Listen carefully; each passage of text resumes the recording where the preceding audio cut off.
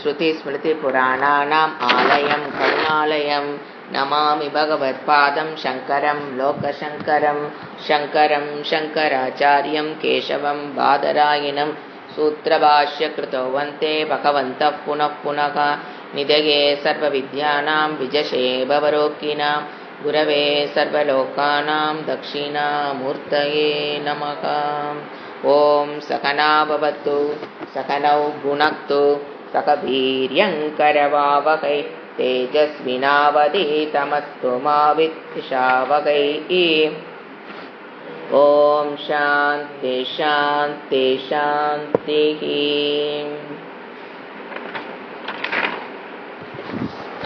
वैराग्य शतकम् अदुल आरावदु पाडल फर्स्ट ध्यान श्लोकम। चूटोतंसितचन्द्रचारुकलिका सञ्चच्चिका भास्वरः लीलादग्धविलोलकामशलभत् श्रेयो दशाग्रे स्फुरन् अन्तःस्फूर्जितपारमोहतिमिर प्राग्भारमुच्चाडयन् श्वेतसत्मनियोगिनां विजयते ஞானப்பிரதீபோ ஹரஹ। புக்ல 137வது பக்கம் 6வது பாடல்। போகான புக்தா வயமேவ புக்தாஹ தபோன தப்தம் வயமேவ தப்தாஹ காலோ ந யாதோ வயமேவ யாதாஹ த்ருஷ்ணான ஜீர்ணா வயமேவ ஜீர்ணாஹ। பத்ருஹரி வைராகிய சதகம் அப்படின்னு ஒரு இதில் இதற்கு முன்னில் இருக்கிற ஸ்லோகத்தில் பார்த்தீங்கன்னா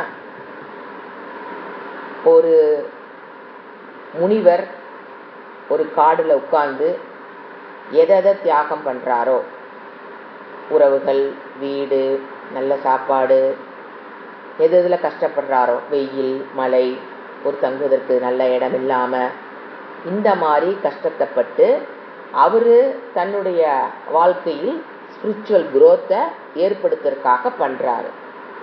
அதே கஷ்டத்தை என்ன பண்ணுறேன் நானும் லௌகீகத்தில் பணம் சம்பாதிப்பதற்காக அவர் என்னென்ன கஷ்டத்தைப்படுறாரோ அதையே தான் உறவுகளை விட்டுட்டு லௌகீக விஷயத்தில் ஒரு உறவுகளை காப்பாற்றுவதற்காகவோ அல்லது வீடு கட்டுறதுக்காகவோ இப்படி பல மன கஷ்டத்தையும் நான் பெற்றேன், உடல் கஷ்டத்தையும் நாம் அனுபவிக்கிறோம். லௌகீக விஷயத்தில் நாம் பெறுவதற்கு அங்கேயும் நாம் அனுபவிக்கிறோம்.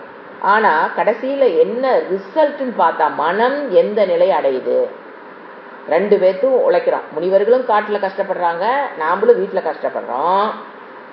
ரெண்டு பேர்த்துடைய கடைசி எண்டு மனம் எந்த நிலை அடையுது? முனிவருடைய மனம் என்ன ஆகுது? பலமாகி சந்தோஷமான நிலைக்கு அது செல்லுது.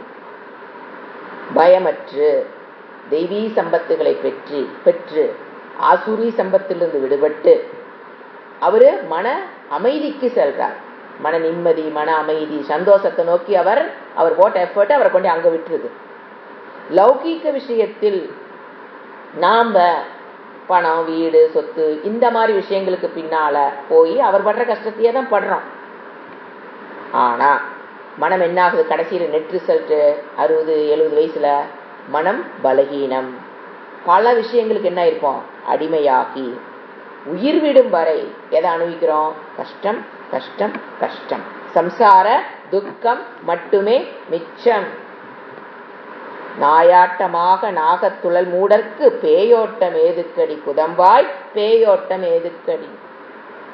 அதை தான் ஓடிக்கிட்டு இருக்கிறோம் நம்ம. அதை தான் ஒரு பத்ருஹரி சொல்றாரு. சிந்திச்சு பார்க்கணும். இதுக்காக உடனே நம்ம என்ன நினைக்க கூடாது? அப்ப சம்பாதிக்க கூடாதா? சம்பாரிச்சாதான் சாப்பிட முடியும். ஒரு கிரகஸ்தாசிரமத்தில் இருக்கிறவங்க நிறைய சம்பாரிச்சு அன்னம் பகு குர்வீத்து பண்ணி எல்லாத்துக்கும் தானம் பண்ணணுமே. அப்ப என்ன சொல்ல வருது சாஸ்திரம்னா, சம்பாதிக்கணும், தானம் செய்யணும், அதுல மாற்று கருத்துக்கு இடமில்லை. ஆனா நம்மளுடைய முழு வாழ்க்கையை அது எடுத்துட்டு போயிடக்கூடாது. They should not take away the whole life. எது அர்த்த காம தர்ம புருஷார்த்தமே நம்ம ஹோல் லைஃப் எடுத்துட்டு போயிடக்கூடாது. ஹோல் லைஃப் எடுத்துட்டு போயிருச்சா இல்லையாங்கிறது எப்படி தெரியும்?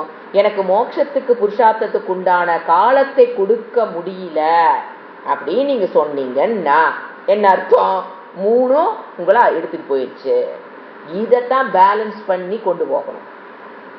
இது வேண்டான்னு சொல்லல, அதுலயே மூழ்கிடாதேன்னு சொல்லுது. எது லௌகீக விஷயத்தில் பணம் சம்பாதிக்கிறது, வீடு கட்டுறது, பிசினஸ் பண்றதெல்லாம் வேண்டான்னு சொல்லல, அதுல மூழ்கிடாதீங்க.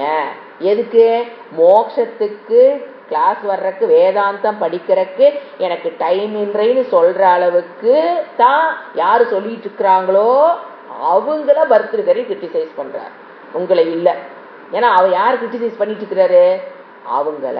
வேதாந்த வகுப்புகளுக்கு வந்துட்டா மட்டும் பத்தாது, வந்து அதற்குன்றான முயற்சியை 10ஓட 11 நம்ம கேட்டுட்டு போனோம்னால அது ஒரு இதுவும் கிடையாது. அப்ப அதற்குண்டான முயற்சியை கொடுங்க, அந்த ரெஸ்பான்சிபிலிட்டியை எடுத்துக்குங்க. அதாவது எந்த பலன் பண்ணாலும் நீங்க இப்ப லௌகிக விஷயத்தில் எதை பண்ணினாலும் ஃபர்ஸ்ட் எப்படி செய்ய தெரியணும்? நிஷ்காமமாக, பலனை எதிர்பாராமல், இது ஈஸ்வர அர்ப்பணா புத்தியுடன் கர்மயோகமா பண்ணு. அப்பதான் நீ அந்த கர்மத்தினுடைய பலன் உங்களுக்கு வரப்போகுது.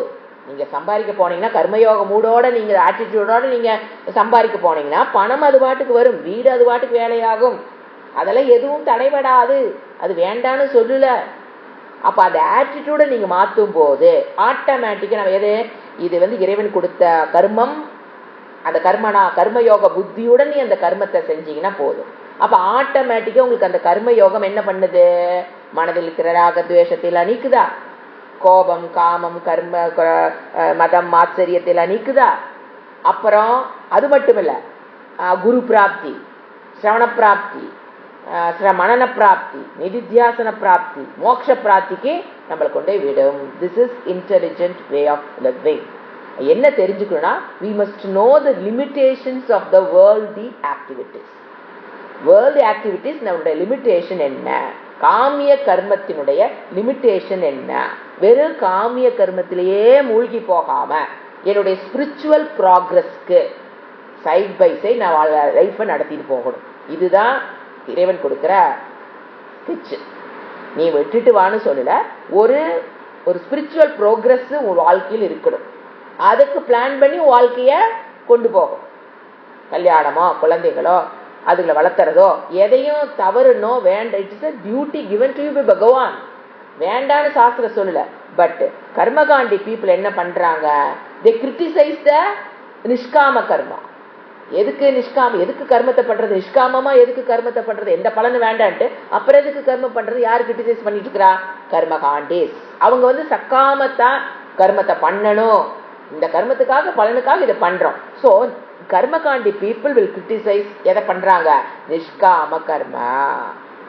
தெரிஞ்சுங்களா? யாமிமா புஷ்பிதா வாட்ச அப்படி பேசுவாங்க அவங்க. அதனால அவங்களத்த என்ன பண்றாரு இவரு? கஷ்டப்பட்டு அதாவது கிரிட்டிசைஸ் பண்றாரு. ஸோ நம்ம ஜென்ரலாக பார்த்தீங்கன்னா வேர்ல்டில் என்ஜாய்மெண்ட்ல, சம்சாரத்தில், சுகத்தில் நாம் அதிகமாக இன்வால்வ் ஆக நம்ம என்ன ஆயிரும்? வீக்கெண்டு பை இந்திரியமும் வீக் ஆயிருது, மனம் பலகீனம் அடைந்து விடுகிறது. Highly risk. இந்த பேலன்ஸ் பண்ணாமல் இந்த மாதிரி ஒரு வாழ்க்கையை அமைத்து கொள்ளாதவர்களுடைய நிலை என்ன ஆகுது அப்படின்னு பார்த்தீங்கன்னா, தேர் இந்திரியாஸ், கண்ணு காது மூக்கு எல்லாம் என்ன ஆயிரும்? வீக்கு. மனம் என்ன ஆயிரும்? பலகீனம். இஷ்டப்பட்டு கஷ்டப்படுற மனோபாவம் இல்லாம போய் கஷ்டப்படுற மனோபாவம் வந்துடும். ஐயோ நான் அதை செய்யறேனே, ஐயோ இஷ்டப்பட்டு கஷ்டப்பட்டு செய்யறதுக்கு பேர் தவம். இது வேர்ல்டு லைஃப்ல மட்டும் இருக்கிறவங்க எப்படி வேலை செய்வாங்க? கஷ்டப்பட்டு வேலை செய்யறது. அப்ப என்ன ஆகும்? மனம் பலகீனமாகும். ஒரு பிறந்த நாளும் என்னுடைய ஆயுட்காலினுடைய 1 வருடம் குறைந்து விட்டதை குறிக்கிறது. ஒவ்வொரு பர்த்டே எதை குறிக்குது? என்னுடைய 1 வருட காலம் ஆயுள், எனக்கு இறைவன் கொடுத்த ஆயுளில் 1 வருடத்தை நான் முடித்து விட்டேன். என்னத்தை பண்ண? என்னுடைய ஸ்பிரிச்சுவல் ப்ராக்ரஸ்க்கு நான் என்னத்தை இந்த 1 வருஷத்துல பண்ணினேன்னு திரும்பி பார்த்தா கொஞ்சம் முன்னேற்றம் இருக்கணும். நான் போன பர்த்டேக்கு இந்த பர்த்டேக்கு இவ்வளவு டேர்ன் ஓவர் பண்ணின பிசினஸ்ல இவ்வளவு பேங்க் பேலன்ஸ் நான் ஏற்றி வச்சிருக்கிறேன், இத்தனை கோல்டு வாங்கி இருக்கிறேங்கிறது லௌகீக ப்ராக்ரஸ். அதை வேண்டான்னு சொல்லல. அதை பார்க்கிற நாம ஸ்பிரிச்சுவலா நாம என்ன growth அடைந்திருக்கிறோம், தட் இஸ் த மெயின். ஆசைப்பட்டு பொருள்களை அடையும் போது நம்ம என்ன ஆகுது, நம்ம அதை மட்டும் அந்த இந்த பக்கம் ஸ்பிரிச்சுவல் ப்ராக்ரஸ்க்கே வராம வெறும் லௌகீக விஷயத்திலே நீங்க இருக்கும்போது நம்மளுடைய உழைப்பு, சக்தி, பணம், காலம் இதை எல்லாத்தையும் இழந்துதான் நான் அடையிறேங்கிற அறிவு இருக்கணும். நான் ஒரு லௌகீக விஷயத்தில் ஒன்று அடையிறேன்னா இத்தனை இழந்துதான் அடையிறேன், தவறுன்னு சொல்லல. பேலன்ஸ் பண்ணி போங்க வச்சுங்களா. இப்போ அடுத்து இந்த ஸ்லோகத்தோட மீனிங் எழுதிக்கலாம். போகா ந புக்தாகா பயமேவ புக்தாகா. லௌகீக விஷயத்தில் நான் ஈடுபட்டு, யார சொல்றாரு, லௌகீக விஷயத்தில் மட்டும் ஈடுபட்டு ஸ்பிரிச்சுவல் ப்ராக்ரஸுக்கு எந்த விதமான முயற்சியும் எடுத்துக்கொள்ளாமல் லௌகீக விஷயத்தில் மட்டும் இருப்பவர்கள் அவளுடைய நிலை என்ன? போகாகா ந புக்தாகா வயமேவ புக்தாகா. போகாகா ந புக்தாகனா சம்சார சுகங்கள் உண்மையில் பார்த்தா யாரு ஸ்பிரிச்சுவல் ப்ராக்ரஸுக்கு வராம வெறும் லௌகீக விஷயத்தில் மட்டும் இருப்பவர்கள், வேதாந்த வகுப்புகளுக்கு வராதவர்களுடைய நிலை எப்படித்தான் இருக்கும்? போகாக ந யுக்தாக, சம்சார சுகங்கள் அனுபவிக்கப்படவில்லை. அவங்க நினைச்சிட்டு இருக்கிறாங்க நாம சுகத்தை அனுபவிக்கிறோம் அவங்க நினைச்சிட்டு இருக்கிறாங்க. அப்படி அல்ல. போகாக ந புக்தாக, அனுபவிக்கப்பட போகங்கள் அவர்களால் அனுபவிக்கப்படவில்லை. போகாகன சுகங்கள், போகங்கள். ந புக்தாக, அனுபவிக்கப்படவில்லை. வயம் ஏவ புக்தாக, நானே விழுங்கப்பட்டு விட்டேன். வயம்னா நாமே விழுங்கப்பட்டு விட்டோம். நாம தான் அதுல விழுங்கப்பட்டிருக்கிறோமே தவிர சம்சாரத்தில் நம்ம என்ன பண்ணிட்டோம்? சம்சாரம் நம்ம என்ன பண்ணிருச்சு? விழுங்கிருச்சு. ஆனா நான் என்ன நினைக்கிறேன், போகங்களை நான் அனுபவிக்கிறேன் நீங்க நினைச்சிட்டு இருக்கிறோம். ஆனா அது சம்சாரம் நம்ம என்ன பண்ணிட்டு இருக்குது? மொல்ல விழுங்கி கொண்டிருக்கு. நான் தான் விழுங்கப்பட்டு விட்டோம். ஆனா நான் என்ன நினைக்கிறேன்? சுகங்களை அனுபவிக்கிறேன் அப்படின்னு நாம நினைச்சுக்கிறோம். அடுத்தது தபோன தப்தம் வயமேவ தப்தாகா. தபோ தவம் செய்யப்படவில்லை. தப்போன தவம், ந தப்தம்னா உண்மையில் தவம் செய்யப்படவில்லை. இந்த லௌகிக விஷயத்தில் எவ்வளவோ கஷ்டப்படுறோம், ஆனா உண்மையில் தவம் அதெல்லாம் தவமா நான் செய்யல. என்னோட ஸ்பிரிச்சுவல் ப்ராக்ரஸ்க்காக நான் என் உடலையும் மனதையும் வருத்தி கொள்ளவில்லை. ஆனா ரிஷி என்ன பண்ணார், முனி என்ன பண்ணாரு, தன்னுடைய ஸ்பிரிச்சுவல் ப்ராக்ரஸ்க்காக அவர் உடலையும் மனதையும் வருத்தி கொள்றார், வருத்தி கொள்கிறார். அது அர்த்தம் இருக்குது, அவரோட ப்ராக்ரஸ்ல போயிட்டு இருக்காரு. ஆனா நான் அதெல்லாம் கஷ்டப்பட்டேன். தபோன தப்தம். ஆனா நான் செஞ்சது பேர் என்ன? தவம் செய்யப்படவில்லை. வயமேவ தப்தாக, நானே தாபத்தை அடைந்தேன். வயமேவ தப்தாக, நாமே தாபத்தை அடைந்தோம். எனக்கு ப்ளூரல கொடுக்கிறாரு. நாமே தாபத்தை அடைந்தோம். நான் தான் தயிக்கப்பட்டனே தவிர பிரயோசனம் ஒன்றும் இல்லை. நான் எரிந்ததுதான் மிச்சம். என்னுடைய உடல் மனம் கஷ்டப்பட்டதுதான் மிச்சம். ரிசல்ட் என்ன? நெகட்டிவ் ரிசல்ட் தானே வருது. அதுதான் சொல்றாரு, நீ உடல் வருத்தறி இல்லையா, என்ன பாசிட்டிவ் ரிசல்ட் நீ கண்ட? மனதுல சோகம், துக்கம், விருப்பு, வெறுப்பு எல்லாம் என்ன ஆயிட்டே இருக்கும், அதிகம். அப்ப அதை என்ன பண்ணி என்னைய எரிக்கும். மனப்பக்குவத்தை பெறலினா என் மனமே போது என்னை எரிப்பதற்கு, வேற யாருமே தேவையில்லை. அடுத்தது காலக ந யாத்தக, காலமானது கழியவில்லை. காலக ந யாத்தக, காலெல்லாம் கழியல. வயமேவ யாத்தாக, காலமானது கழியவில்லை. வயம் ஏவ யாத்தாக, நாம் தான் ஆயுள் முடிவை அடைந்து கொண்டிருக்கிறோம். இத சொன்ன ஒவ்வொரு பர்த்டேவும் எதை குறிக்குது? இறைவன் கொடுத்த ஒரு ஆயுட்காலத்துல நான் ஒரு வருடத்தை கழித்து விட்டேன்னு சொல்ற பேர் தான் அறிவிப்பது தான் பர்த்டேவே. அப்போ காலக ந யாத்தக, காலமானது கழியவில்லை, அது அப்படியே தான் இருக்குது. ஆனா வயமேவ யாத்தாக, நாம் ஆயுள் முடிவை அடைந்துள்ளோ. அடுத்தது திருஷ்ணா ந ஜீர்ணாக, திருஷ்ணான ஆசை, ந ஜீர்ணாக, ஆசையானது இழைக்கவில்லை. ஆசைப்பட்டு ஆசைப்பட்டு நான் எத்தனையோ பொருள்கள் அடைஞ்சேன், ஆனா மனதிற்குள்ள என்ன போகல, ஆசை என்பது இழைக்கவில்லை, பெருத்திருச்சு மனசுக்குள்ள. அதான் சொல்றாரு, எவ்வளவோ ஆசைப்படுறோம், எத்தனையோ பொருள்களை அடையிறோம், மனதில் இருக்கிற ஆசை போகுதா என்ன? ஆசை என்ன ஆயிட்டு வருது, பெருசாயிட்டு வருது. வயமேவ ஜீர்ணாக, நாம் ஜீரணமாகி விட்டோம், நான் தான் இழைச்சனே தவிர ஆசை என்னாகல, இழைக்கவில்லை.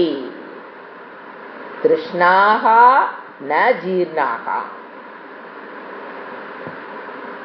திருஷ்ணாகா எஸ் ப்ளூரல். ஆசையானது கொஞ்சம் கூட ஆசைகள் இழைக்கவில்லை, மனதில் ஆசை எழுவது குறையவில்லை. வயமேவ ஜீர்ணாகா, நானே ஜீரணாகி விட்டேன். இதுல இருந்து என்னத்தை, இந்த ஒரு 4 பாயிண்ட் சொன்னார் பாத்தீங்களா. சம்சார சுகங்களை அனுபவிக்கப்படவில்லை, நாம்பளே விழுங்கப்பட்டு இருக்கிறோம். தவம் என்பது செய்யப்படவில்லை, நாமே தாபத்தை அடைந்தோம். காலமானது கழியவில்லை, நானே ஆயுளை முடித்துக் கொண்டிருக்கிறேன். ஆசையானது இழைக்கவில்லை, நானே ஜீரணமாகி கொண்டிருக்கிறேன். அந்த ஆசை என்ன பண்ணிட்டு இருக்குது, இல்லையா, ஜீரணம் பண்ணிட்டு இருக்குது.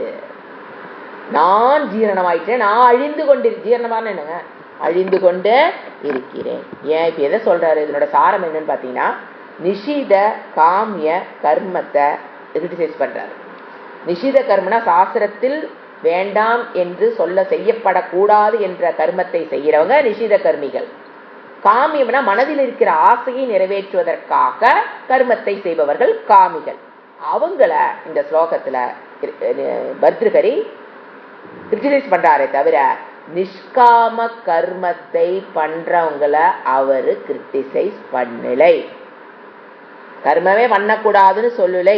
யார கிரிட்டிசைஸ் பண்றாரு, நிஷித கர்மத்தை பண்றவங்க, காமிய கர்மத்தை பண்றவங்க, அவங்கள கிரிட்டிசைஸ் பண்றாரே தவிர நிஷ்காம கர்மம் பண்றவங்க. ஏன்னா அந்த கர்மத்தை வச்சுதான் அவங்க அந்த கரண சுத்தியை பெற்றுதான் வேதாந்தத்துக்குள்ளே வர முடியும். சோ கர்மத்தை அவர் கிரிட்டிசைஸ் பண்ணல, நிஷ்காம கர்மத்தை பாராட்டுறாரு. நிஷித கர்மத்தையும் காமிய கர்மத்தையும் கிரிட்டிசைஸ் பண்றாரு.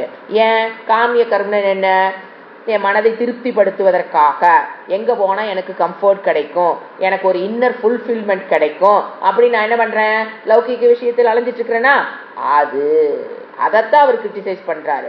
அந்த பூர்ணத்துவம் என்னுடைய நேச்சர், என்னுடைய சொரூபம் என்னது, பூர்ணத்துவம்.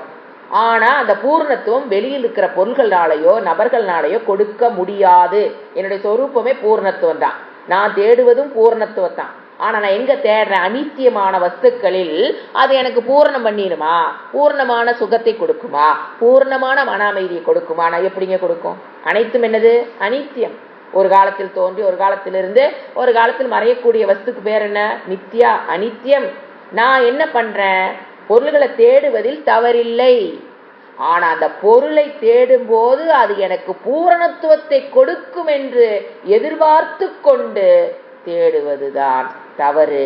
அந்த எதிர்பார்ப்பு தான் சம்சாரம். எது சம்சாரங்கிறத கரெக்டா புரிஞ்சுக்கணும். அது என்னை ஃபுல்ஃபில் பண்ணிருன்னு நினைச்சுக்கிட்டு அதை நம்ம தேடுறோம் பாத்தீங்களா, அதுதான் சம்சாரம். சோ அனாத்மாவில் எதை தேடுறோம், பூர்ணத்துவத்தை, மன நிறைவை, மன நிம்மதியை, சம்சாரத்திலிருந்து விடுபடுகிற அபயத்தை எங்கு தேடுறோம், பூர்ணம் இல்லாத அனித்திய வஸ்துக்களில், அழியக்கூடிய வஸ்துக்களில். அது உறவாக இருக்கலாம், பணமாக இருக்கலாம், சொத்தாக இருக்கலாம், அனுபவங்களாக இருக்கலாம். அது எனக்கு பூர்ணத்துவத்தை கொடுத்துருன்னு தேடுறேன் பாத்தீங்களா, அதுதான் மோகம். ஏன் எதனால வந்தது நமக்கு அந்த தேடுதல், ஏன் அங்க தேடிட்டு உட்கார்ந்துருக்கிறோம்? பேசிக் பிரச்சனை என்ன, அஜ்ஞானம். என்னை பற்றி அஜ்ஞானம் இருக்கிறதுனாலதான் எனக்கு அந்த காமம் கர்மம் எங்க நோக்கி ஓடிட்டு இருக்கிறேன் நானு, அனித்திய வஸ்துக்களை நோக்கி அனித்திய வஸ்துக்களை நோக்கி ஓடி சம்பாரிச்சுதான் ஆகணும். ஆனா அது எனக்கு பூர்ணத்துவத்தை கொடுத்துரும் நினைக்கிறேன். பாத்தீங்களா, தட் இஸ் ப்ராப்ளம். புரிஞ்சுங்களா? எல்லாமே அது ஒரு காலத்துல சொல்லுங்க, உண்மை சொன்ன சுவாமிகள் அதான் சொல்வாரு, அது நமக்கு புரிய வைக்கும். அனித்திய வஸ்துக்கள் நம்ம அது பின்னாலே ஓடுறோமா, அது ஒரு நாளைக்கு நின்று சொல்லும், ஏய் உனக்கு நான் நீ தேடுறது பூர்ணமான ஒரு நிம்மதியை மன நிம்மதியை தேடுற, ஆனா என்னால் அதே கொடுக்க முடியாது, ஏன்னா நானே என்னது அனித்தியம் அது சொல்லும். ஆனா புரிந்து கொள்ளக்கூடிய சூக்ஷ்ம புத்தி நம்ம கிட்ட இருக்காது. அது அனித்தியம் சொன்னாலும் அதை விட்டு போட்டு என்ன பண்றது, இன்னொன்னு போய் பிடிப்போம். அது சொல்லும், ஏய் நான் அனித்தியம்னு, உடனே அது அனித்தியம் திங்க் பண்ண தெரியாதனால அதை விட்டுட்டு என்ன பண்றது, இன்னொன்னை தேடிக்கொண்டு வாழ்க்கையை முடித்து விடுகிறோம். இதைத்தான் யாக்ஞவல்கிய ரிஷி சொல்லுவார். இந்த பூர்ணத்துவத்தை பத்தி அவர் பாத்தீங்கன்னா அந்த இடத்துல நம்ம படிக்கும்போது படிக்கலாம், அவர் இதை கரெக்ட் பண்ணுவார். அதாவது இந்த உலகத்தில் இருக்கிற ஏன் இத்தனை விட்டுட்டு போறீங்க போது இதெல்லாம் என்ன கொடுக்காது, எனக்கு மன நிறைவை கொடுக்காது போது அவங்க மைத்திரை காய்களை கேட்பாங்க, அப்ப எங்கிட்டு விட்டு போறீங்களே எனக்கு மட்டும் இது பூர்ணத்துவத்தை கொடுக்குமா? அதேதான். அடுத்த ஸ்லோகம்.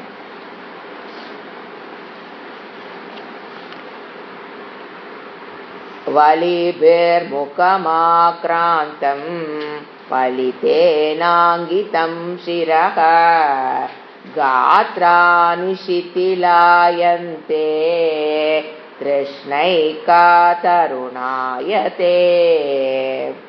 வலிபிர்முகமாக்ராந்தம், வலிபிகி எழுதிக்கலாம், முகம் என்ன ஆகுது, வயசாக வயசாக வலிபிகி முகமானது, முகம் வலிபிகினா இந்த சுருக்கங், அக்ராந்தம் ஆக்கிரமிக்கப்பட்டு விட்டது. வயசாக வயசாக என்ன ஆகுது, வலிபிகி சுருக்கங்களால், முகம் முகம்னா முகம்தான், அக்ராந்தம் அக்ராந்தம் ஆக்கிரமம் செய்து விட்டது, முகம் ஃபுல்லா சுருக்கங்கள் ஆக்கிரமித்து விட்டது.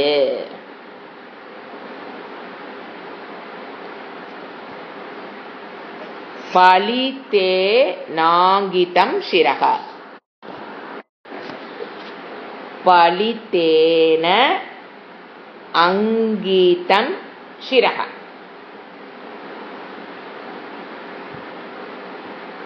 சிரன தலை நரைகளால் வியாபகமாயிருச்சு, தலை ஃபுல்லா நரைச்சிருச்சு.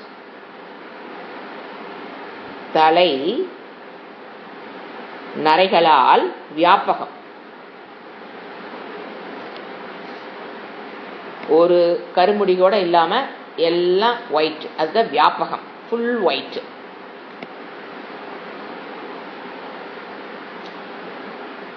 காத்ராணி ஒருவருடைய வயோதிகத்தை பத்தி சொல்றார். ஒவ்வொரு சரீரமும் அடையக்கூடிய ஜரா, எல்லா சரீரமும் இதுக்கு, எந்த சரீரம் இதுக்கு விதிவிலக்கு இல்லை.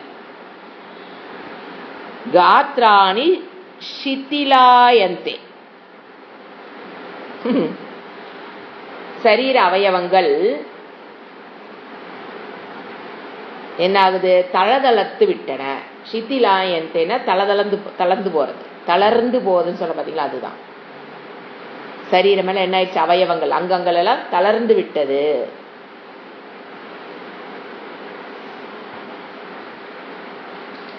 உடலினுடைய அங்கங்கள் கை காலு எல்லாமே என்ன ஆகுது, கொஞ்சம் தளர்ந்து போச்சு.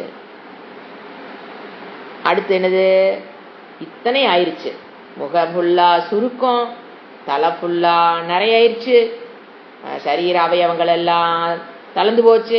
வாயை திறந்து வாயில ஒரு சாப்பாடு போட்டா பட்டக்கு பட்டக்குன்னு சத்தம் வருது. சத்தமா என்ன சொல்றது, எங்கெங்க என்னென்ன முட்டி எந்தெந்த இடத்துல ஜாயிண்ட் இருக்குங்கிறதே வயசாக வயசாக தான் தெரியுது. அது வரைக்கும் அந்த ஜாயிண்ட்டை நம்ம நினைச்சு கூட பார்த்துருக்க மாட்டோம். அந்த அளவுக்கு எல்லாம் என்னாது, தளர்ந்து போகுது. சாப்பிட்டா ஜீரணம் ஆக மாட்டேங்குது. ஸோ எல்லாமே என்ன ஆகுது, கண்ணு சரியா தெரிய மாட்டேங்குது, காது சரியா கேட்க மாட்டேங்குது, வாய் மட்டும் கடைசி வரைக்கும் நல்லா இருக்குது, மற்றதெல்லாம் என்னாச்சு, தளர்ந்து போச்சா. இவர் என்ன சொல்றாரு, கடைசி போடுறாரு பாருங்க, அதுதான் நமக்கு வேணுங்கிறது. ஆனா திருஷ்ணா, திருஷ்ணைக்கன திருஷ்ணா ஏக்க, திருஷ்ணனா ஏக்கம், அந்த ஒரு ஏக்கா அப்படின்னா அந்த ஒண்ணு மட்டும். மனதில் இதெல்லாம் உடம்புல நடந்து போச்சு, ஆனா மனதில் திருஷ்ணா ஏக்க, ஆசை ஒன்று மட்டும்.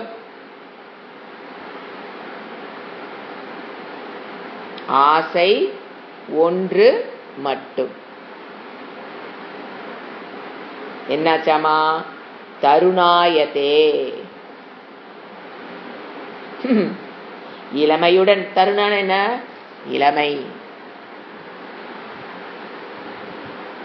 இளமையுடன் இருக்கிறது, மாறாமல் இருக்கிறது. அது ஆசை மாறாமல் இருக்குன்னு கூட சொல்ல முடியாது. It's grow stronger and stronger. வயசாக வயசாக என்ன ஆகி போகுது? ஆசை grow stronger and stronger. என்ன சொல்ல வராரு? The problem is not outside. புரியுதுங்களா? What kind of person I am decides the happiness. இதெல்லாம் வயசாகுது வருது, அதனால நமக்கு துக்கம் கிடையாது. அந்த வயதான காலத்தில் இதெல்லாம் நம்ம உடம்புக்கு வருங்கிறத முதல்லயே சிந்திச்சு வச்சு அக்செப்டன்ஸுக்கு போயிட்டோம்னு வச்சுக்கோங்களேன், அது நம்மளை துன்புறுத்தாது. என்னன்னு சின்ன வயதிலேயே இது நம்ம ஏன்னா வாழ்க்கையில முன்னால பாக்குறோம் இல்லையா, நமக்கு முன்னால வாழ்ந்தவங்களுடைய உடல் மாற்றங்கள், அவங்க என்ன நோக்கி போறாங்க, நமக்கு அதே சரீரம் தான், நமக்கும் அந்த மாற்றங்கள் வரப்போகுது அப்படிங்கிற அறிவை பெற்று, முதல்ல அந்த அறிவு இருக்கணும். இந்த வயசானா நமக்கு இதெல்லாம் ஆகும் அப்படிங்கிற அறிவை பெற்று, நான் அந்த அறிவினால என்ன வந்துடும்? அக்செப்டன்ஸ் வந்துடும்.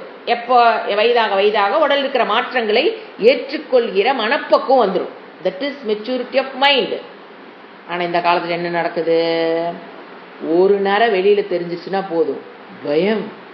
அது என்னமோ அவமானம், கேவலம், சின்னம், அவமான சின்னம், மறைத்து கொள்ள வேண்டும், யாரும் என் நடைமுறையை பார்த்து விடக்கூடாதுங்கிற பயம்.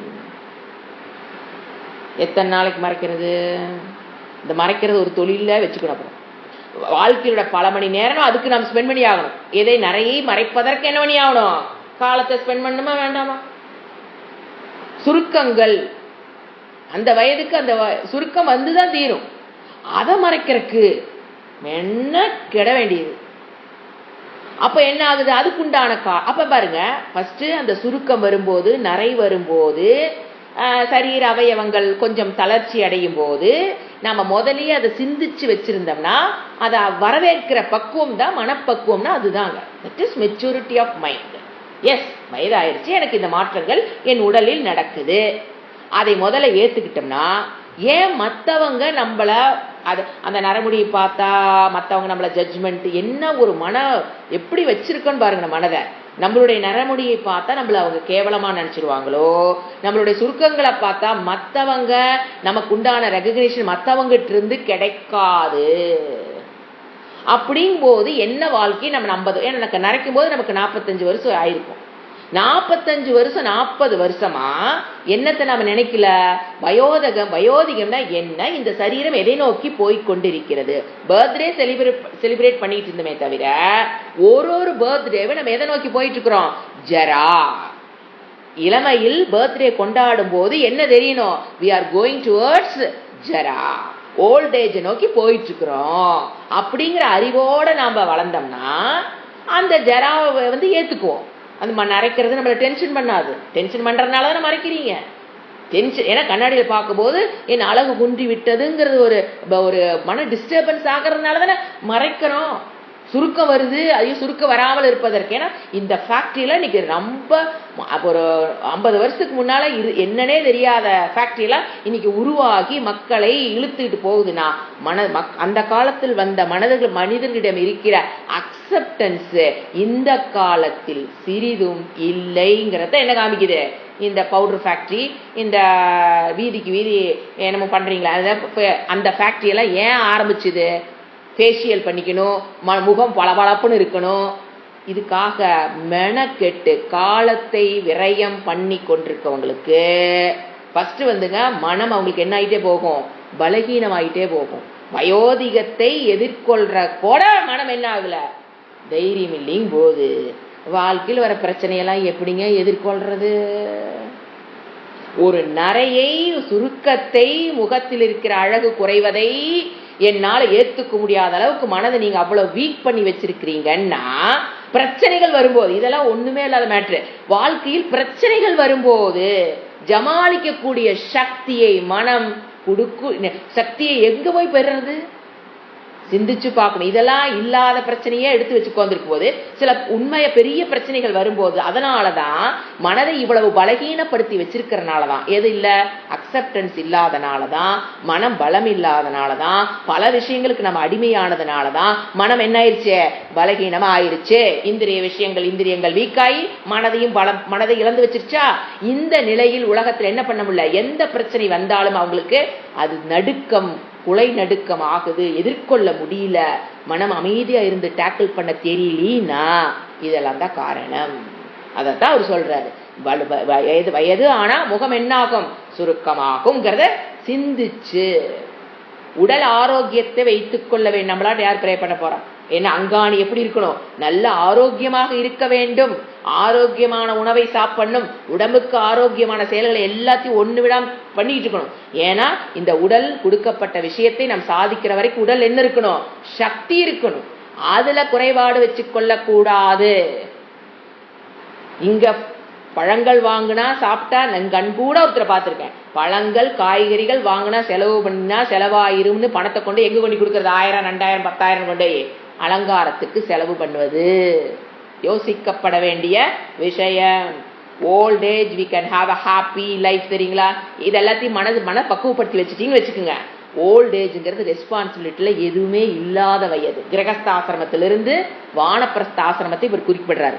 நீ வானப்பிரஸ்த ஆசிரமத்துக்குள்ள வந்துட்டேன்னா எல்லா ரெஸ்பான்சிபிலிட்டி கொடுத்துட்டேங்க போது, மனத்தையும் பக்குவம் வேணுங்கிற அளவுக்கு மனதையும் பக்குவப்படுத்தி வச்சிருந்தீங்கன்னா you can enjoy the old age. ஏன் தனிமையே இனிமை. பிரச்சனை என்னன்னு பாத்தீங்கன்னா, the ignorance at the old age is the problem.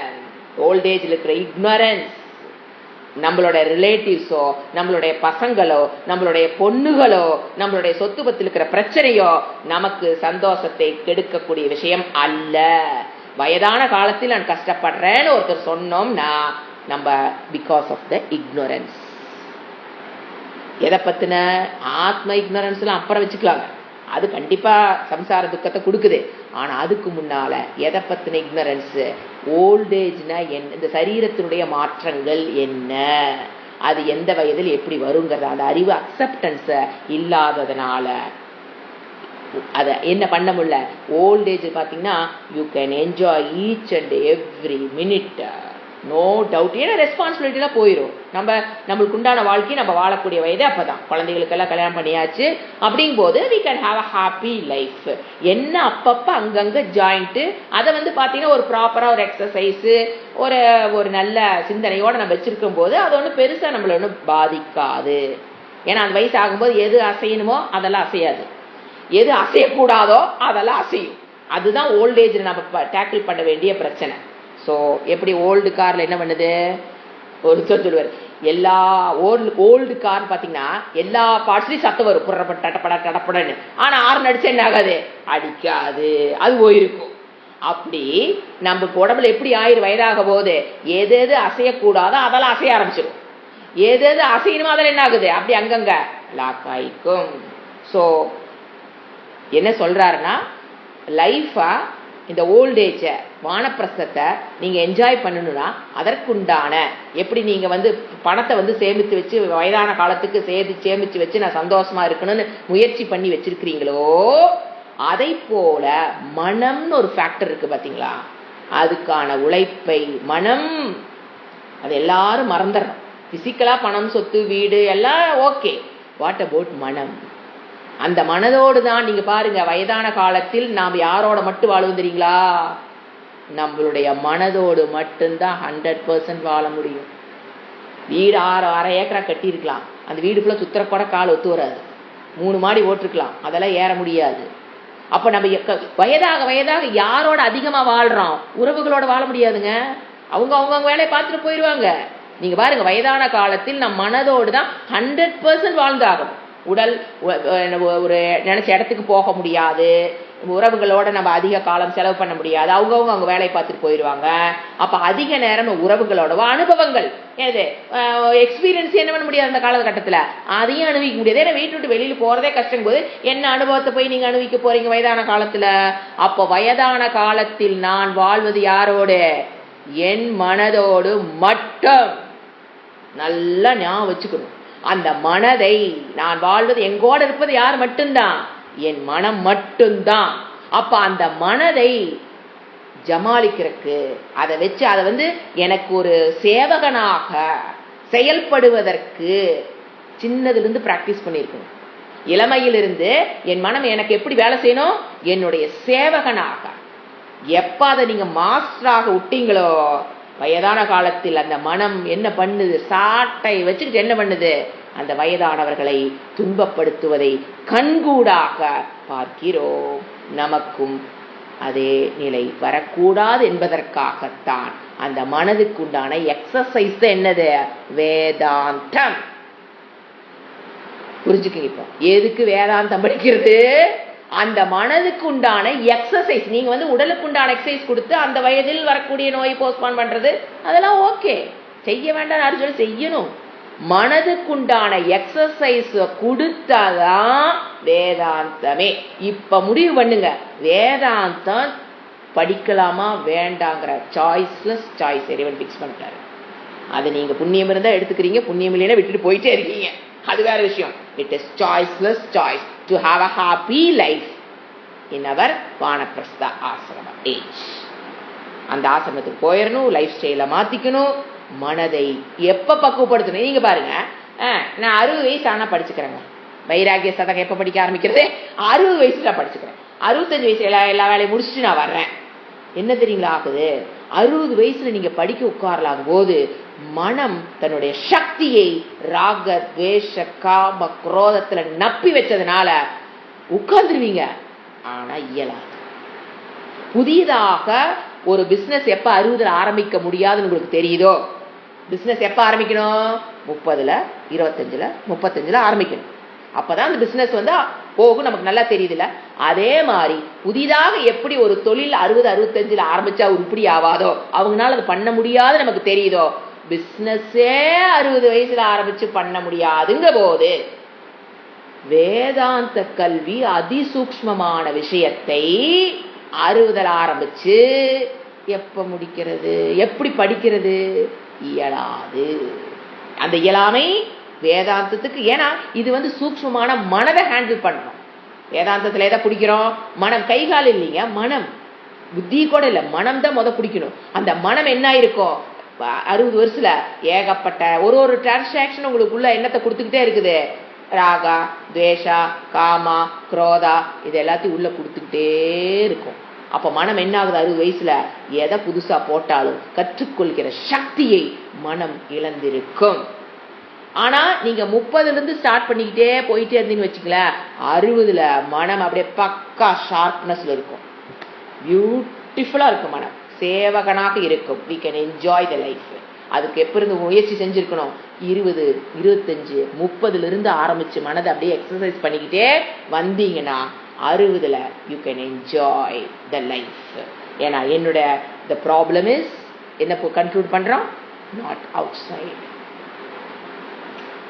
What kind of person I am decides the happiness. The problem is not outside. இது இல்லைன்னா என்ன பண்றோம்? வயோதிகத்துல இந்த முயற்சி பண்ணாதவங்களுடைய நிலை நான் சொல்ல தேவையில்லை, எல்லாரும் அவங்கவுங்க அனுபவத்துல பார்த்துருப்பீங்க. Always complaining complaining complaining. உறவுகளை பத்தின கம்ப்ளைண்ட். நான் ஏன் அந்த சின்ன வயசுல இந்த முடிவு எடுத்தேன்? நான் ஏன் தப்பா பேசினேன் அவங்ககிட்ட? நான் ஏன் அதை செய்யல? நான் ஏன் இதை செஞ்சேன்? இவ்வளவு செஞ்சு யாரும் என்னை கண்டுக்கல? நான் இப்ப அனாதையா இருக்கேன். நான் இந்த உலகத்துல தேவையில்லாத பொருளா போயிட்டேன். எங்கிட்ட எல்லாரும் வேலை வாங்கிட்டு இப்ப அவங்க காரியம் ஆனே நீ விட்டுட்டு போயிட்டாங்க. Complaining complaining. This is inevitable. நீங்க அதுக்குண்டான எக்ஸசைஸ் சின்ன வயசுலயே கொடுத்து மனதை பக்குவப்படுத்தலீனா திஸ் சிச்சுவேஷன் நீங்க கோடி கோடி வச்சிருக்கலாம் பணம், பட் இந்த கம்ப்ளைண்ட்ல இருந்து மனம் தப்பிக்க முடியாது.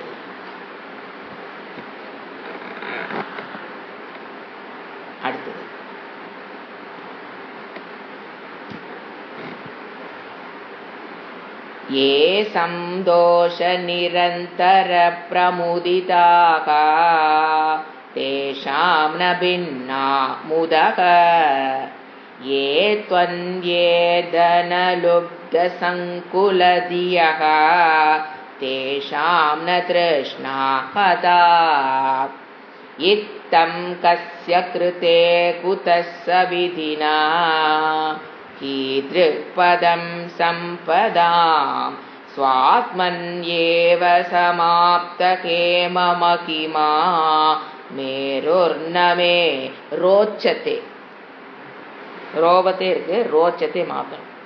ரோச்சதே. இது ஒரு அழகான ஒரு ஸ்லோகம். எவர்கள்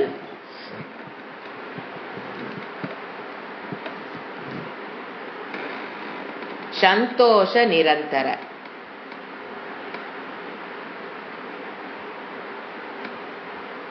சந்தோஷத்தினால் இடைவிடாமல். இதுல பாத்தீங்கன்னா 2 குரூப் ஆஃப் பீப்புளை பிரிச்சுக்கிறாரு. ஒன்னு the contented people, ஆத்மா ஏவ ஆத்மனா சந்துஷ்டக, அந்த group of people without any external wealth, health, he is complete. அந்த குரூப் ஆஃப் பீப்புள் எப்படி? ஆபூர்ணமானமச்சல பிரதிஷ்டம், நதி நீர்கள் எங்கிருந்து வந்தாலும், கடல் எப்படி, அல்லது எத்தனை மழை பெஞ்சாலும், எத்தனை நதி நீர்கள் கலந்தாலும், அல்லது எத்தனை தண்ணி எவாபரேட் ஆகி மேலே போனாலும், ஆபூரியமான அச்சல பிரதிஷ்டா, அச்சல பிரதிஷ்டா. அந்த கடல் அசையாமல் தன்னுடைய பூர்ணத்துவத்தை இழப்பது இல்லையோ, not disturbed by the external water bodies. கடல், அதுதான் அது அர்த்தம். ஆபூரியமான அச்சல பிரதிஷ்டா. அதை போல நம்ம என்ன பார்த்தோம்? யாரை கம்பேர் பண்ண? அந்த கடலுடைய மனநிலை, கடலுடைய அந்த பூர்ணத்துவத்தோட அந்த ஞானத்தை பெற்று ஞான நிஷ்டையில் நிற்பவருடைய மனம் அச்சல பிரதிஷ்டா, அசையாமல். எதனால? வெளியிலிருந்து போன்லிருந்து நியூஸ் வந்தாலும் சரி. எப்படி? கடலுக்கு எதிலிருந்து சோர்ஸ் வருது? மழை பெஞ்சு, ஏகப்பட்ட மழை பெஞ்சு வெள்ளம் வரலாம் ஆற்றுல, அல்லது ஓவர் ஹீட் ஆகி ஏகப்பட்ட தண்ணி எவாபரேட்டும் ஆகலாம், இல்லை மழை கொட்டலாம். எப்படி பெஞ்சாலும் the ocean will not be disturbed. அது மட்டத்தை உயர்த்தி கொள்வதோ, அல்லது நாட்டை நோக்கி ஓடி வருவதோ, குறைந்து வறண்டு போவதோ, அதான் வாட்டர் லெவல் அதிகமாகிறதோ, இல்லை வறண்டு போவதோ, இல்லை ஊருக்குள்ள கரையை உடச்சிக்கிட்டு வந்தங்கிற கதையோ பண்ணாது. the ocean is not disturbed. Achala பிரதிஷ்டா. அதை போல மனமுடையவர்கள் யாரு? ஞானத்தை பெற்று ஞான நிஷ்டையில் இருப்பவர்களுக்கு அந்த நதி நீர்ல என்னது? வாட்டர் பாடிஸ் எப்படி கலக்குது? அது மாதிரி போன்ல எந்த நியூஸ் வந்தாலும் சரி, டிவியில எந்த நியூஸ் வந்தாலும் சரி, உறவுகள் மூலியம் எந்த நியூஸ் வந்தாலும் சரி, எது வந்தாலும் வள்ளினாலும் இல்லை, எதுவுமே வள்ளினாலும் சரி, வந்தாலும் சரி வள்ளினாலும் சரி, அவங்க மனம் எப்படி இருக்குது? இந்த ஞானத்தை பெற்று ஞான நிஷ்டையில் இருக்கிற அந்த ஸ்தித பிரக்ஞக, அவனுடைய லட்சணம் சொல்லும் போது அவர் என்ன சொல்றார் பகவத்கீதையில? அச்சல பிரதிஷ்டா. அவன் மனம் எதற்கும் அசையாது. இவர் என்ன சொல்றாரு? அப்படி ஒரு பீப்புள் இருக்காங்களா இல்லையா? வெரி ஃபியூ, பட் இருக்காங்க இல்லையா? ஒரு குரூப்பை பிரிச்சிட்டாரு அவரு, கடல் போல. அடுத்தது இன்னொரு group of people, plenty of external wealth. இன்னொரு குரூப் யார்? 2 பேரும் கம்பேர் பண்ண தெரிஞ்சாதான் நீங்க ஸ்லோக மீனிங் எழுதும்போது புரியும். இன்னொருத்தர் யாரை தொடராரு? பிளண்டி ஆஃப் என்ன சொல்லுது? வெல்த். கொஞ்சம் நஞ்சம் இல்லை. he can change the budget of India, பாரதம். பாரதத்துக்கு ஒரு பட்ஜெட் போட்டா கூட இவனை கேட்டுட்டு தான் பட்ஜெட் போடுற அளவுக்கு அவங்க என்ன இருக்குது? வெல்த். அப்ப யோசனை பாருங்க, பட்ஜெட்டே அவனை நம்பித்தான் போடுறாங்க அப்படிங்கிற அளவுக்கு வெல்த் இருக்குன்னு வச்சுக்கலாங்க. அப்படின்னு என்ன எடுத்துங்க? he can bring any change. பணத்தை வச்சு he can bring any change. நினைச்சா ஒரு ஊரையே உருவாக்கலாம், நினைச்சா ஒரு ஊரை என்ன பண்ணிடலாம்? அழிச்சிடலாம். அந்த அளவுக்கு அவங்ககிட்ட என்ன இருக்குது? வெல்த். சொத்து எது வேணா வச்சுக்குங்க, ஒரு பவர். ஏன்னா வெறும் வெல்த் மட்டும் இருந்தா பார்த்தாது, அந்த பவர், அந்த பணமே என்ன கொடுக்குது அவனுக்கு? ஒரு பவர் எல்லாம் கொடுக்குது. ஆனா மனம் எப்படி இருக்குது? empty hearted person. ஃபர்ஸ்ட் சொன்னவன் அச்சலா பிரதிஷ்டா, வசதி எல்லாம் கிடையாது. மனம் மட்டும்தான் என்னது, ஏன்னா தரித்திரக பிராமணக, அவனோட குவாலிபிகேஷன் என்னது தரித்திரக. ஆனா மனம் எப்படி இருக்குது, அச்சலா பிரதிஷ்டா. ஆனா சொத்து பத்தெல்லாம் ஒன்றும் பெருசா கிடையாது. இவன் ஏ.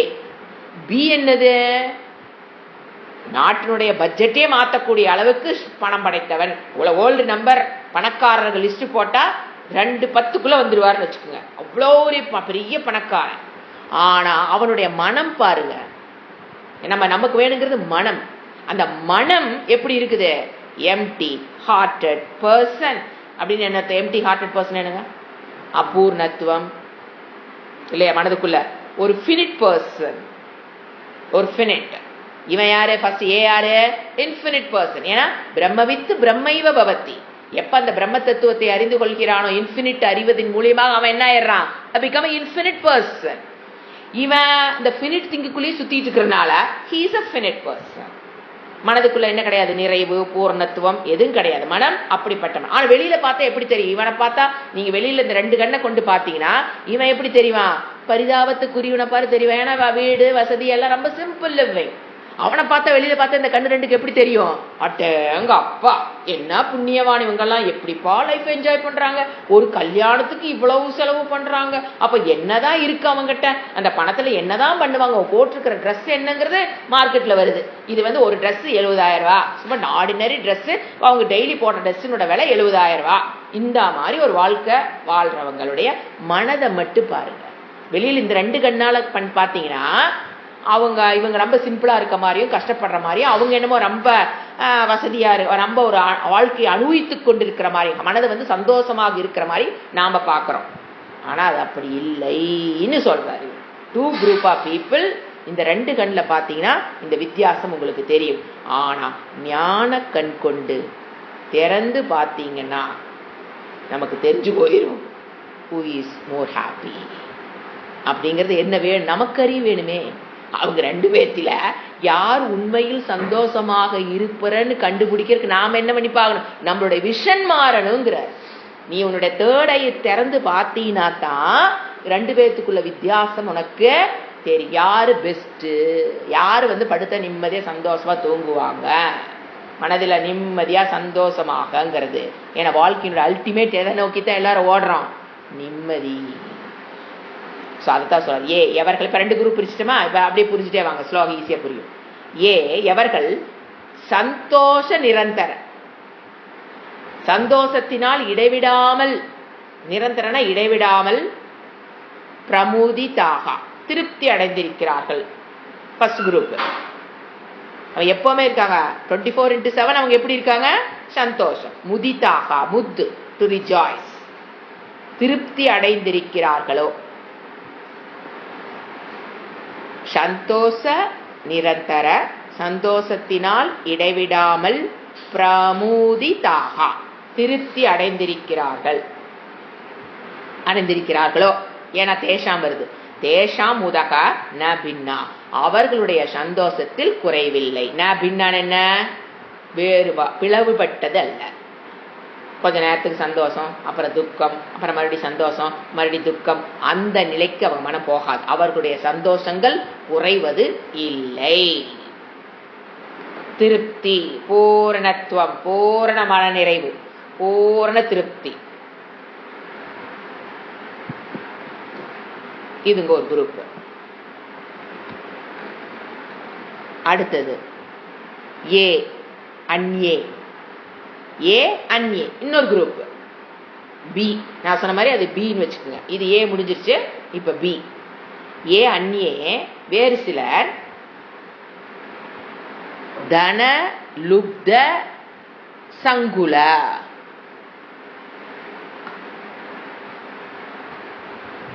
தன லுப்த சங்குல தியக, அதை ஆட் பண்ணிக்கணும். ஒரே வேர்டு பிரிச்சுக்கலாம். தன லுப்த சங்குல தியக. வேறு சிலர், ஏ அந்நியனா ஏ தொன்யே, வேறு சிலர் தன, தனத்தில்,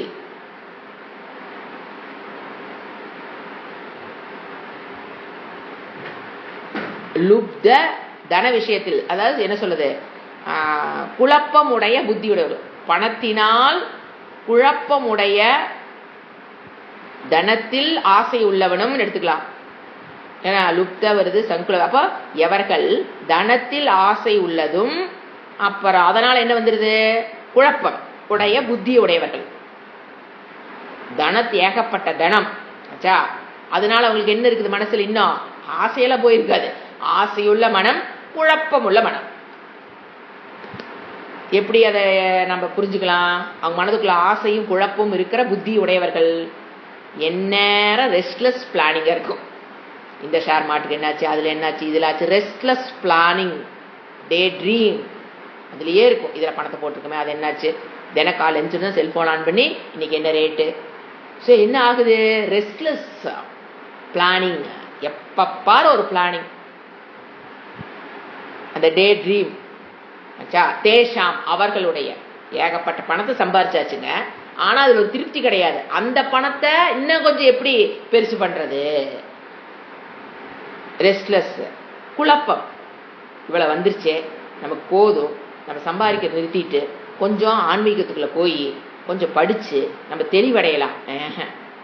வரமாட்டான். ஏன், என்ன ஆயிடுச்சு, மனம் ஆசையும் குழப்பமும் நிரம்பி போச்சு, ஃபுல். தேஷாம் அவர்களுடைய,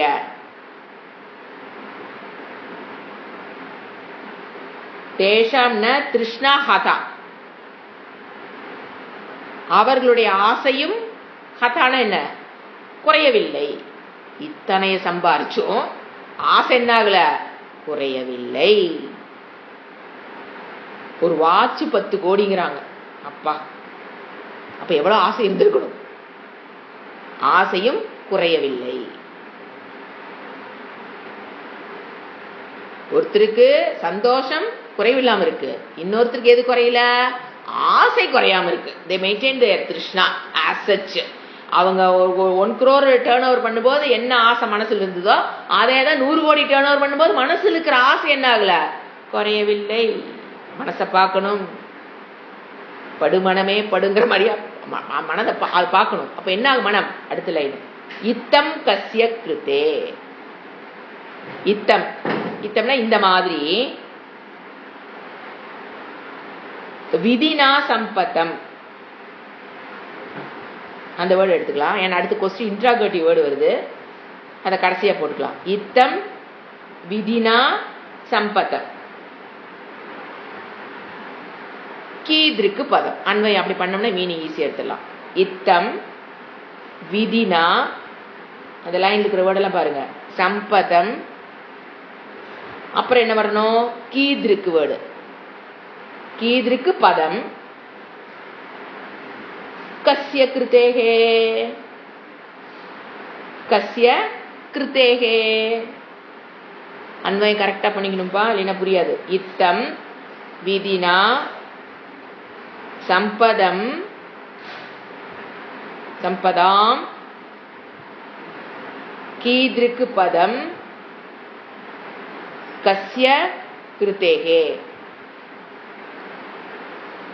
இந்த மாதிரி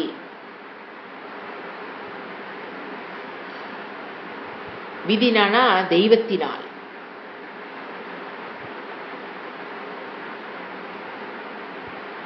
தெய்வத்தினால்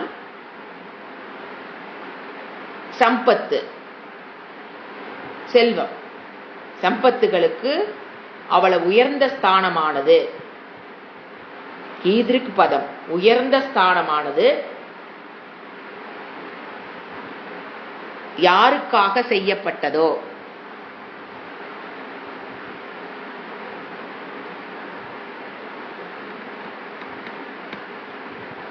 இம்மாதிரியான தெய்வத்தினால் சம்பத்துகளுக்கு அவ்வளவு உயர்ந்த ஸ்தானமானது யாருக்கு செய்யப்பட்டதோ.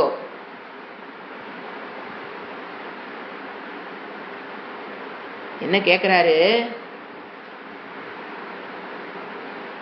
இரு தரப்பினுடைய போக்கையும் மாற்ற முடியாது இல்லையா. அவரு பணமே இல்லாம சந்தோஷமா இருக்கார், இவரு இத்தனை பணத்தை வச்சுக்கிட்டு சந்தோஷம் இல்லாம இருக்கிறார். மனதில் என்ன இல்ல, சந்தோஷம்னா பூர்ணத்துவம், ஒரு ரெஸ்ட்லெஸ்னோட இருக்கார். இத இப்படி இருக்கிற ஒரு பணத்துக்கு, பணமே இல்லாம ஒருத்தர் சந்தோஷமா பூர்ணத்துவத்தோடு இருக்கான், பண நிறைவோடு வாழ்றான். பணத்தை இத்தனை வச்சு அவன் நிறைவில்லாம வாழ்றானே, அப்ப இறைவனை பார்த்து கேட்கிறாரு. என்ன கேட்கறது தெரியுங்களா? எதுக்கு தெய்வமே பணத்துக்கு இவ்வளவு மகிமையை கொடுத்தது? ஏன் பணத்துக்கு இவ்வளவு மகிமையை ஏன் கொடுத்தாய் இறைவா? அது கம்ப்ளீட் பண்ணிக்கலாம், மீனிங் அப்புறம் சொல்றேன். ஸ்வாத்மன்யேன, ஸ்வாத்மன்யேன தன்னிடத்திலேயே,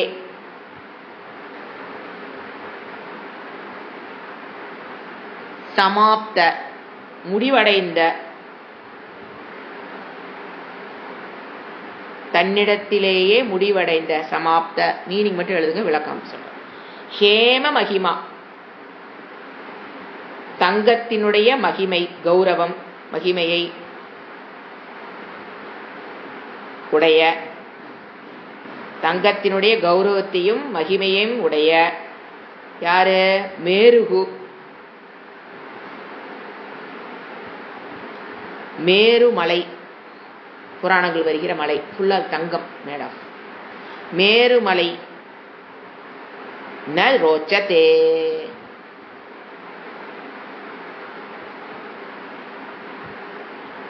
நோ ரோச்சதே, நாட் லைக்டு மீ, பை மீன்னு அர்த்தம், எனக்கு பிடிக்கவில்லைங்கிறது வாட்சியார்த்தம். நோ யூஸ் ஆஃப் மேரு பர்வதம்ங்கிறார். தங்கத்தினால் ஆன மேரு பர்வமே நோ யூஸ். ஏன்? ஒண்ணுமே இல்லாம இவன் சந்தோஷமா இருக்கான், எல்லாமே இருந்து அவன் சந்தோஷமா இல்ல. இறைவா புரியுதாப்பா? அப்ப மேருமலையினால என்ன கிடையாது? தங்கத்தினால் செய்யப்பட்ட மேருமலை, அதனால மனிதன் என்ன இருக்க முடியாது? ரோச்சத்தை ரோச்சத்தை. அப்ப அதனால எனக்கு என்ன பண்ணுது? எனக்கு அது ஐ டோன்ட் லைக் மேருமலை அப்படிங்கிறார். இதுதான் வாட்சியார்த்தமா பாத்தீங்கன்னா இதுதான் அர்த்தம். ஒரு குரூப் ஆஃப் பீப்புள் ஒண்ணு ஒரு தங்க பொட்டு தங்கம் கூட இல்லாம அவன் சந்தோஷமா இருக்கிறதையும் நம்ம பார்க்கிறோம். பிகாஸ் ஆஃப் இட்ஸ் இன்னர் ஆத்ம ஞானம். இன்னொருத்தன் அத்தனை செல்வத்தை வச்சும் அபூர்ணத்துவத்தோட வாழ்றான். Because of restlessness. அதை பண்ணணும், இதை பண்ணணும், அதை பண்ணு, இதை எந்நேரம் அவன் அமைதி இல்லாமல் இருக்கான், இவன் அமைதியோடு இருக்கானே. அப்ப மேருமலையை என்ன சொல்றாரு அவரு? எனக்கு பிடிக்கலை ந ரோச்சத்தே, எனக்கு மேருமலையை பிடிக்கல, அதை கொண்டாந்து கொடுத்தாலும் அது எனக்கு என்ன தராது? சந்தோஷத்தை கொடுக்காது. இதனுடைய விளக்கத்தை நம்ம அடுத்த கிளாஸ்ல பார்க்கலாம். ஓம் சாந்தி சாந்தி சாந்தி.